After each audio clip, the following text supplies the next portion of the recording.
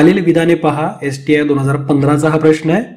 महाराष्ट्रामध्ये मराठी, हिंदी व उर्दू भाषा बोलणाऱ्या लोकांच्या टक्केवारीत क्रमांक प्रथम, द्वितीय आणि तृतीय आहेत.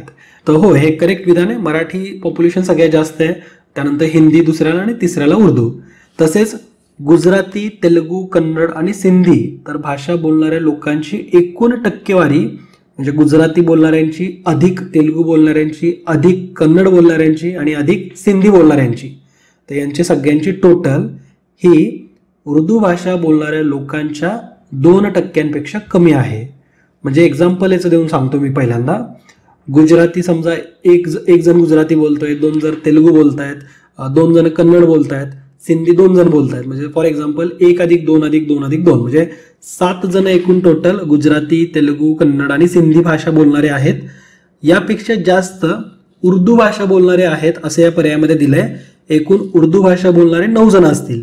म्हणजे फरक कितीचा आहे? 2चा. उर्दू भाषा बोलणारे 2 व्यक्ती या टोटलपेक्षा जास्त आहेत. तर असा याचा अर्थ होतो. अर्थानुसार हे विधान सुद्धा करेक्ट आहे. म्हणजे अ आणि ब दोन्ही विधानं करेक्ट आहेत. लोकसंख्येनुसार म्हणजे भाषावर लोकसंख्या जर आपण आपल्या राज्यातली बघितली तर एकूण मराठी बोलणारे आहेत 72.21%, हिंदी बोलणारे आहेत 11.57% आणि उर्दू बोलणारे आहेत 7.47%. साधारणतः 7.5% लोकसंख्या ही उर्दू बोलणारी आहे. गुजराती, तेलुगू, कन्नड आणि सिंधी यांची जर तुम्ही टोटल केली तर ती टोटल सुद्धा जवळपास 6% येईल. म्हणजे 2.51%, 1.52%, 1.36% आणि 0.77%. तर ही जी टोटल आहे तर ती साधारणतः 6.6% येईल. आणि उर्दू बोलणाऱ्यांची तर आहे 7.5% आसपास. तर फरक हा साधारणतः 2%पर्यंतच आहे. म्हणजे पर्यायामध्ये तर आपल्याला 2% कमी आहे असं दिला होता. तर हो, 2% कमीचा फरक आहे ना, 1.5% आसपास किंवा त्यापेक्षा थोडासा कमी असा फरक आहे. तर त्यामुळं जे बी विधान होतं ते सुद्धा आपलं करेक्ट आहे आणि ब आपलं करेक्ट विधान होतं. ठीक आहे. धर्मानुसार जर आपल्या महाराष्ट्रामधली लोकसंख्या बघितली तर हिंदू लोकसंख्या सगळ्यात जास्त नंदुरबारमध्ये आहे. नंदुरबारच्या एकूण लोकसंख्येपैकी 92.31% लोकसंख्या ही हिंदू आहे. ठीक आहे. त्याचबरोबर मुस्लिम लोकसंख्येचा जर विचार केला तर मुंबईमध्ये मुस्लिम लोकसंख्या ही 25.06% आहे. आणि मुस्लिमांची लोकसंख्या सगळ्यात जास्त कोणत्या जिल्ह्यात आहे असं जर विचारलं तर मुंबई शहर जिल्ह्यामध्ये आहे. ठीक आहे. आणि शिखांची लोकसंख्या ही सगळ्यात जास्त मुंबई उपनगरमध्ये आहे. तर हा पण मुद्दा तुम्हाला माहिती असायला पाहिजे. तर अशा पद्धतीने ही धर्मानुसारची सुद्धा सर्वसाधारण एक आकडेवारी मी तुम्हाला सांगितली. आपण जर अगदीच डिटेलमध्ये बघितलं ना तर तुम्हाला मी काही इथं जिल्ह्यांची नावं सांगतोय, तुम्ही नोट डाऊन करून ठेवा. सगळ्यात जास्त हिंदू लोकसंख्या असलेला जिल्हा तो म्हणजे नंदुरबार 92.31%. दुसऱ्या क्रमांकाला आहे सिंधुदुर्ग, तिसऱ्या क्रमांकाला आहे अहमदनगर. त्यानंतर मुस्लिम लोकसंख्या सगळ्यात जास्त असलेला जिल्हा तो म्हणजे मुंबई शहर, दुसरा क्रमांक आहे औरंगाबाद, तिसरा क्रमांक आहे अकोला. त्यानंतर ख्रिश्चन लोकसंख्येमध्ये सगळ्यात जास्त ख्रिश्चन लोकसंख्या ही मुंबई उपनगर या जिल्ह्यामध्ये आहे. दुसरा क्रमांक येईल मुंबई शहर आणि तिसऱ्या क्रमांकाला येईल ठाणे. ठीक आहे. तर ख्रिश्चन पॉप्युलेशनमध्ये सुद्धा हे जिल्हे लक्षात ठेवायचे, त्यांचा सिक्वेन्स तुम्हाला माहिती पाहिजे. शीख लोकसंख्येमध्ये मुंबई उपनगरमध्ये सगळ्यात जास्त शिखांची संख्या आहे आणि नागपूर दुसऱ्या क्रमांकाला आणि तिसऱ्या क्रमांकाला आहे मुंबई शहर. त्यानंतर सगळ्यात कमी जर प्रमाण बघितलं तर आपण हिंदू कम्युनिटीपासून सुरुवात करू. हिंदूंची सगळ्यात कमी लोकसंख्या मुंबई शहरामध्ये आणि ती साधारणतः फक्त 60.73% आहे. दुसऱ्या जिल्ह्यांमध्ये अकोल्यामध्ये साधारणतः 61% आहे. मुंबई उपनगरमध्ये 67% जास्त आहे.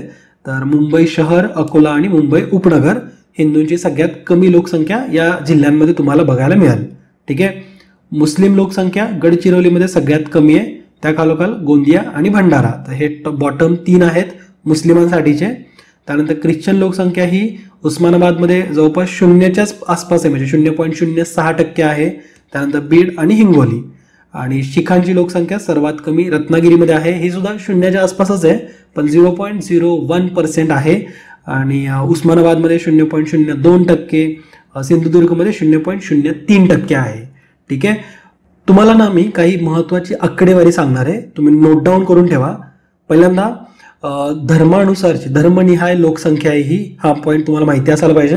याच्यामध्ये आपण काही धर्म बघू आणि त्या धर्माचं देशामध्ये एकूण लोकसंख्येमध्ये प्रमाण किती आहे.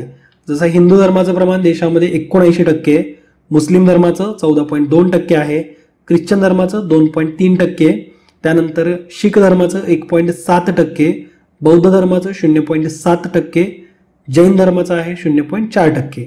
ठीक आहे. आणि इतर धर्मियांचा जर विचार केला तर 0.2% आहे. अघोषित आहे म्हणजे त्यांनी स्वतःचा धर्म डिक्लेअर केला नाही अशांची संख्या सुद्धा 0.2% आहे. ओके. आणि जर आपण धर्मानुसार कोणत्या राज्यामध्ये तो धर्म जास्त प्रॉमिनंट आहे, कुठल्या राज्यामध्ये हिंदू धर्माची संख्या सगळ्यात जास्त आहे असं जर बघितलं तर हिमाचल प्रदेश या राज्यामध्ये हिंदू धर्मियांची संख्या ही साधारणतः 95.17% आहे. म्हणजे हिमाचल प्रदेशची जेवढी लोकसंख्या आहे त्यापैकी 95.17% लोकसंख्या ही हिंदू धर्माची आहे. आपण तसाच लक्षद्वीप जर बघितलं तर यामध्ये जेवढी लोकसंख्या आहे त्यापैकी 96.58% लोकसंख्या ही डायरेक्टली मुस्लिम लोकसंख्या आहे. ठीक आहे. तसंच आपल्या महाराष्ट्रामध्ये या इतर धर्मांच्या तुलनेत जैन धर्माची लोकसंख्या ही 1.25% आहे, जे की जैन धर्माचं सगळ्यात मोठं रिप्रेझेंटेशन महाराष्ट्रामध्ये होतं. ठीक आहे. म्हणजे जैन धर्माची इतर कुठल्याही राज्यांमध्ये एवढी मोठी पॉप्युलेशन नाहीये जेवढी महाराष्ट्रात आहे, आणि ती सुद्धा फक्त महाराष्ट्राच्या एकूण लोकसंख्येच्या 1.25%च आहे. ठीक आहे. त्यानंतर शीख धर्माचं आपल्याला माहिती आहे की पंजाबमध्ये तिथं सगळ्यात जास्त शीख धर्म आहे, शीख धर्मीय आहेत, आणि पंजाबच्या एकूण पॉप्युलेशनच्या 57.69% हे शीख आहेत. ठीक आहे. तसंच बौद्ध धर्माचा आपण विचार केला तर सिक्कीममध्ये ते सगळ्यात जास्त आहेत. सिक्कीमच्या एकूण लोकसंख्येच्या 27.39% हे बौद्ध धर्मीय आहेत. आपण थोडासा ना महाराष्ट्राच्या संदर्भातला काही महत्त्वाचे आकडे आहेत जे व्यवस्थितपणे लक्षात ठेवणं गरजेचं आहे. जसं की महाराष्ट्रामध्ये हिंदू पॉप्युलेशन जे आहे तर त्यामध्ये साक्षरता प्रमाण हे 81.8% आहे, आणि त्यामध्ये लिंग गुणोत्तर प्रमाण हे 928 आहे. ठीक आहे. मी पुन्हा एकदा सांगतो, आपल्याला 3 कॉलम करायचे आहेत. एका बाजूला धर्म, एका बाजूला साक्षरता, आणि त्या बाजूला त्यांच्यामध्ये असलेलं लिंग गुणोत्तर प्रमाण. तर हिंदू धर्माचा विचार केला तर साक्षरता आहे 81.8%, आणि महाराष्ट्रामध्ये त्यांचं लिंग गुणोत्तर आहे 928.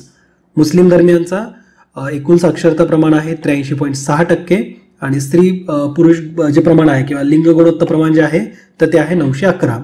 ख्रिश्चन धर्मियांचा विचार करा तर 92.3% साक्षरता प्रमाण आहे, आणि 1031 हे तिथलचं लिंग गुणोत्तर प्रमाण आहे आपल्या महाराष्ट्रामध्ये ख्रिश्चन धर्मियांचं. ठीक आहे. त्यानंतर शीख धर्मियांचा विचार केला तर 90.9% हे साक्षर आहेत, आणि 891 हे लिंग गुणोत्तर प्रमाण आहे. ठीक आहे. त्यानंतर बौद्ध धर्माचा विचार केला तर साधारणतः 83.2% साक्षरता प्रमाण आहे, आणि 970 हे लिंग गुणोत्तर प्रमाण आहे बौद्ध धर्मियांमध्ये. जैन धर्मियांमध्ये एकूण साक्षरता 95.3% असून एकूण लिंग गुणोत्तर हे 964 आहे. तर अशी काही आकडेवारी तुम्हाला धर्मनिहाय लोकसंख्येबद्दलची माहिती असायला पाहिजे. पुढच्या क्वेश्चनकडे आता आपण येऊ.